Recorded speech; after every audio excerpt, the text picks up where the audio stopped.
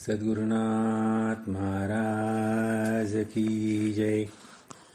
ज्या ज्या ठिकाणी मन जाय माझे, त्या त्या ठिकाणी निज रूप तुझे. मी ठेवितो मस्तक ज्या ठिकाणी, तेथे तुझे सद्गुरु पाय दोन्ही. सद्गुरुनाथ महाराज की जय. अष्टावक्र गीता अध्याय 1, श्लोक 3. न पृथ्वी न जलम नाग्निर्न वायुर द्यौर्न वा भवान, येषां संक्षीणमात्मानं चिद्रूपं विद्धि मुक्तये. तू स्वतः पृथ्वी नाहीस, पाणी नाहीस, अग्नी नाहीस, वायू नाहीस किंवा आकाशही नाहीस. मुक्ती मिळवण्याकरिता या सर्वांचा साक्षी जो चैतन्यरूप आत्मा, तो तू आहेस असे जाण. अष्टावक्र महामुनी हे जनकराजाला संबोधित करत आहेत. म्हणून त्यांनी सांगितलं जनकराजाला की तू स्वतः पृथ्वी नाहीस, पाणी नाहीस, अग्नी नाहीस, वायू नाहीस, आकाशही नाहीस, आणि मुक्ती मिळवण्याकरता या सर्वांचा साक्षी जो चैतन्यरूप आत्मा, तो तू आहेस असं जाण. जनकराजाला संबोधित करताना ह्याच 5 तत्व जे पंचमहाभूत म्हटलेलं आहे, याचाच उल्लेख अष्टावक्र मुनींनी केला. कारण जनकराजाच्या दरबारामध्ये वेगळ्या वेगळ्या प्रकारचा शास्त्राचा अभ्यास करणारे आणि त्यांच्यात कोण मोठं याची स्पर्धाही व्हायची की शास्त्राचा जाणकार कोण आहे. तर त्या अशा ज्ञानाच्या त्या पातळीवरती जनकराजा तर ते स्वतः होतेच, तरीही मग अष्टावक्र महामुनींनी त्यांना सांगितलं की तू आकाश, वायू, जल, पृथ्वी, अग्नी नाहीस. आपल्याला थोडं आश्चर्य वाटेल की, म्हणजे कुतूहल, आश्चर्य नाही कुतूहल वाटेल की ह्या पंचमहाभूताचा काय संबंध. पण पंचमहाभूताचा संबंध जन्म आपल्याला पृथ्वीवरती घेण्यापर्यंत पासून पुन्हा हा देह सोडल्यानंतरही या पंचमहाभूताचाच आपल्याला सहाय्य असतं. ते कसं? गतजन्मी जेव्हा वासना शिल्लक राहिली, जी वासना शिल्लक राहिली ती वासना घेऊन, सोबत अहंकार घेऊन देहावसान झाल्यानंतर, देहाचं पतन झाल्यानंतर हा जीवात्मा, हा जीव, हा सूक्ष्म जीव म्हटलंय. काही ठिकाणी त्याला लिंगरूप देह म्हटलं आहे, काही ठिकाणी त्याला सूक्ष्म देह असं संबोधलं गेलेलं आहे. तर हा सूक्ष्म देह, लिंगरूप देह, वासना आणि अहंकार घेऊन देह इथे सोडून देऊन वरती आकाशात असतो. तो कसा असतो ही समजून घेण्याच्या आधी आपण जन्म कसा होतो हे समजून घेऊ, मग तो आकाशात कसा असतो ते बघूयात. हा सूक्ष्मदेह, लिंगरूप देह जो आहे, हा वासना आणि अहंकारच्या सोबत आकाशामध्ये असतो. त्याची वासना जी शिल्लक राहिलेली होती ती पूर्ण करण्यासाठी आणि पुन्हा जन्म होण्यासाठी त्यासाठी लागणारी आवश्यक परिस्थिती, ठिकाण आणि वेळ, आणि एवढंच नव्हे तर ती वासनापूर्तीसाठी जिथे त्याचा जन्म घ्यायचा ठरलेला आहे तर तिथे त्याच्या जन्मदात्यांची पण वासनापूर्तीची वेळ, हे सगळं एकत्रित येईपर्यंत हा सूक्ष्मदेह, हा लिंगरूप देह हा आकाशात विहार करत असतो. आणि वायू जो आहे तो वायू त्याला ही परिस्थिती जिथे आहे आवश्यक तिथे नेण्याचा तो वाट पाहत असतो की तिथपर्यंत त्याला घेऊन जायचं आहे. तिथे पोहोचल्यानंतर, त्या भागात पोहोचल्यानंतर आकाशातून जो पाऊस पडतो, जे जल पडतं, त्या जलाला धरून हा सूक्ष्मदेह जमिनीकडे प्रवास करतो आणि तो पृथ्वीवरती येतो. पृथ्वीवर आल्यानंतर पृथ्वीवरती उगवणारे वेगळे वेगळे प्रकारचे जे अन्नधान्य आहेत, फळं आहेत, ते ह्या मार्फत आता जिथे त्याची वासनापूर्तीची जिथे ठिकाण ठरलेलं आहे, तर त्या ठिकाणासाठी मग हे जे अन्न रूपात हा सूक्ष्मदेह तिथे पृथ्वीवरती थांबतो. थांबल्यानंतर ज्याच्याकडे ही वासनापूर्तीची वेळ ठरलेली आहे, वासना पूर्ण करण्याची जिथे त्याची जागा ठरलेली आहे, तिथे ते अन्न पोचतं. त्या अन्नाचं पृथ्वीमध्ये पोषण होणं किंवा नंतरही पोषण होणं आणि ह्या जिथे ज्याचा जन्म घ्यायचा आहे त्या जन्मदात्यांच्या शरीरात हा सूक्ष्मदेह पोचतो. तिथे पण त्याचं रक्षण अग्नीमुळे होतं आणि ह्या अग्नीमुळे, त्याच्या शरीरात असलेल्या अग्नीच्यामुळे या खाल्लेल्या अन्नाचं वीर्यात रूपांतर होऊन वीर्याच्या रूपाने हा सूक्ष्मदेह गर्भात प्रवेश करतो आणि गर्भात प्रवेश केल्यानंतर ती ठरलेली वेळ ठरलेल्या ठिकाणी आल्यानंतर तो जन्माला येतो. म्हणजे आकाशात फिरत असतो, वायू त्याला घेऊन हिंडत असतो, त्याच्यानंतर जलासोबत तो पृथ्वीवरती येतो. पृथ्वीवरती आल्यानंतर जे धान्य आहे त्याच्यात तो प्रवेश करतो. त्यानंतर अग्नीच्या रूपाने पुन्हा तो गर्भाशयात प्रवेश करतो आणि त्याचा जन्म होतो. ही सायकल जशी आहे ते ही थोडीशी समजणं बुद्धीला न पटणारी आहे. बुद्धीला थोडीशी म्हणजे कसं की तेवढं आपल्याकडे ज्ञान नाही, तेवढा आपल्याकडे अभ्यास नाही आणि तेवढी क्षमताही नाही ते समजून घेण्याची. तर त्यासाठी ही जी उलट क्रिया आहे, ही उलट प्रक्रिया जर आपण समजून घेतली तर चटकन लक्षात येईल की ही सायकल बरोबर आहे म्हणून. एखाद्या व्यक्तीचं देहावसान झालं, देहावसान झाल्याबरोबर आपल्याला माहिती आहे सर्वांना की देहावसान झाल्यानंतर त्याला कुठे ठेवतात? तो कितीही मोठ्या रत्न जडित मंचावर जरी असेल आणि पलंगावर जरी असेल तरी त्याचा मृत्यू झाल्यानंतर त्याला जमिनीवर ठेवतात, म्हणजे पृथ्वीवर ठेवतात. पृथ्वीवर ठेवल्याबरोबर पृथ्वी त्याचा जो भाग आहे त्याची, तर त्या देहातला तो भाग ती पृथ्वी काढून घेते. देहावसान झाल्यानंतर देहातला पृथ्वीचा जो भाग आहे तर ती पृथ्वी काढून घेते.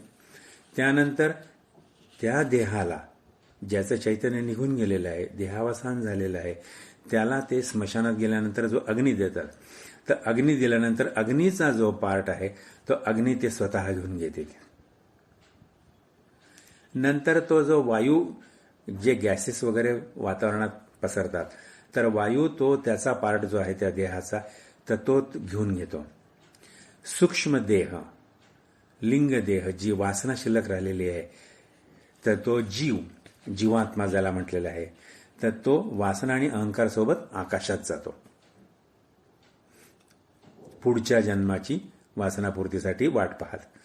आता पृथ्वीचा पार्ट झाला, अग्नीचा पार्ट झाला, वायूचा झाला आणि पृथ्वीचा झाला. मग नंतर काय? तिसऱ्या दिवशी ती जी देहाची झालेली रक्षा आहे तर ती जला सोडून देतात, जलाचा पार्ट जलाला चालला जातो.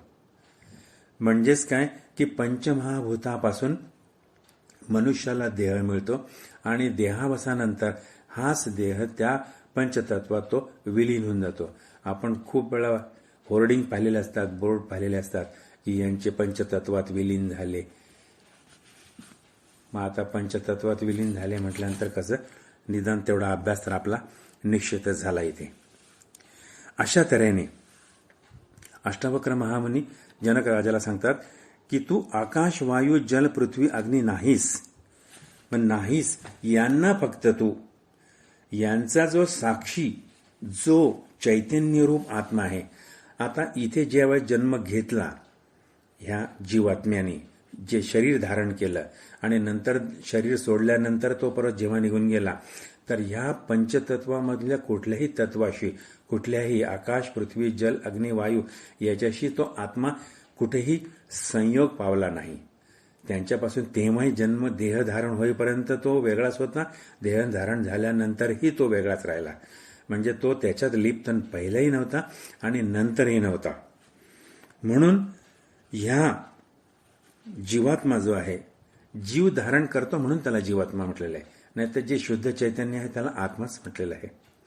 हा आत्मा तू आहेस, देहाचा तुझा संबंध नाही. जेव्हा देहाचा तुझा संबंध नाही म्हणून आत्मा. जोपर्यंत देहात आहे तोपर्यंत तो जीवात्मा. अशा तऱ्हेने तू फक्त त्याला चैतन्य रूप आत्मा आहे तो तू समज, तू देह नाहीस असं समज. ही जी आहे सायकल समजली ही.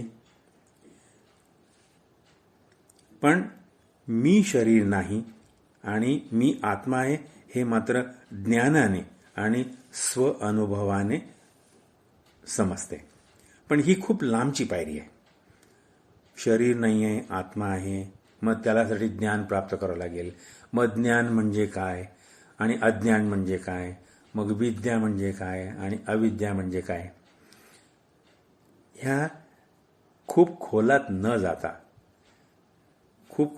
जाता एकेका वाक्यात जर व्याख्या करायची असेल, आत्म्याला जाणून घेण्याची जी कला आहे ती विद्या, संसाराला जाणून घ्यायची, संसारात राहण्याची जी कला आहे ती अविद्या, आत्म्याचं जे खरं स्वरूप आहे ते जाणून घेण्याचं ज्ञान, आणि याच्या व्यतिरिक्त जे बाहेरची जी गोष्ट आहे ती सगळी अज्ञान. हे आपण मागच्याच अध्यायात आपण या श्लोकामध्ये पाहिलेलं होतं. मग साक्षी भावाने राहा ह्या पंचतत्वाशी नेमकं कसं राहा. मग त्याच्या ज्या साक्षी भावाने राहण्याच्या ज्या अनेक योगांमध्ये ज्या उपाय सांगितले आहेत किंवा त्याच्या कृती सांगितलेल्या आहेत, पण आपण पहिल्यांदाच ठरवलं की आपण सगळे प्रापंचिक माणसं आहोत. प्रपंचामध्ये राहून काय करता येईल तेवढंच आपण करणार आहोत. आणि प्रपंचात राहून हा प्रपंच करत करत अष्टावक्र गीता जेवढी समजेल तेवढी समजून घेणार आहोत. आणि अष्टावक्र गीता जेवढी आचरणात आणता येईल तेवढीच आपण आचरणात आणणार आहोत. त्यासाठी विशेष प्रयत्न करणार नाहीत आणि काहीही सोडून जाणार नाहीत. मग ह्या पंचमहाभूताशी साक्षीभूत राहायचं, साक्षीभावानं राहायचं. तर मग नेमकं कसं, तर त्याची एक पहिली व्हेरी म्हणजे अगदी पहिली पायरी आहे. पहिली पायरी म्हणता येत नाही त्याला, पण सुरुवात. मग सुरुवात कशी की ह्या पंचमहाभूताबद्दल काहीही झालं तरी अपशब्द वापरायचा नाही, त्यांचा अनादर होईल असे वक्तव्य करायचे नाही, असे शब्द आपल्या मुखातून बाहेर पडणार नाहीत याची काळजी घ्यायची आणि सावध राहायचे. पृथ्वीबद्दलही काही बोलायचं नाही, आकाशाबद्दलही काही बोलायचं नाही, वायूबद्दलही बोलायचं नाही, अग्नीबद्दलही बोलायचं नाही, जलाबद्दल बोलायचं नाही, अनादर त्याचा करायचा नाही.